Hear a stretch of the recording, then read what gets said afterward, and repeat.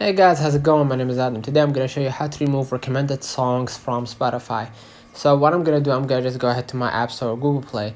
Double check if your Spotify app needs to be updated. As you can see, there isn't a new update to be made. So basically, there isn't a new updates to be made. What I'm going to do, I'm going to just go back to my screen, follow along the steps. And if you want to find how it's done, you're going to be able, right here, it says, go ahead, to the playlist where the extra songs were added. Look for the enhance option near the playlist button. When you find it, just toggle it off, basically, right?